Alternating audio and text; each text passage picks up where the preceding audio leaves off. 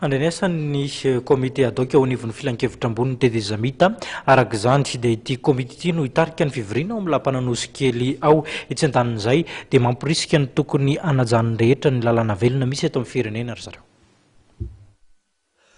Mahalona ny fiantonan'ny raharaha eny anivon'ny filan-kevitra ambony tetezamita dia nandraina ndraiky ny komite adoka izay nomeny ny fivoriam-bean'ny mpikambana na séance plénière alalana hitarika ny fivoriana ao anivon'ity androm-panjakana ity.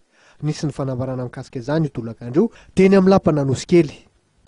Nisy défaillance flagrante teo amin'ny bureau permanent na bureau maharitra izay namoaka communiqué na filazana milaza fa miantona ny raharaha rehetra eto amin'ity androm-panjakana ity noho ny filatsahan'ny filohan'ny CST ho fidina ho filoham-pirenena.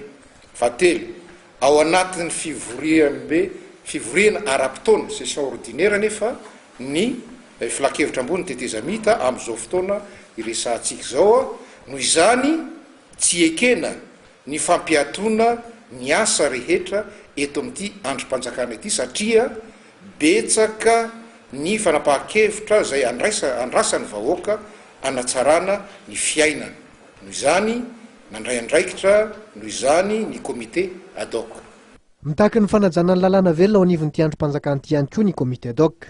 Amin'ireo mpikambana CST misa enina dia Andriamatoa Rasolo Sondolin filohan'ny filan-kevitra ambony tetezamita irery tokoa no mbola tsy nametra-pialana.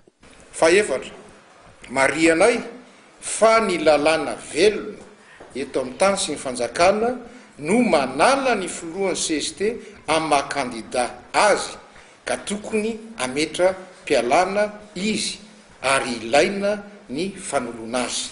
Fadimy, ny mpikambana ato amin'ny CST dia mitaky ny fitazonana ny daty 4 Jolay 2024 anaovana ny fifidianana ho filoham-pirenena satria efa mahantra ary sahirana ny vahoaka malagasy.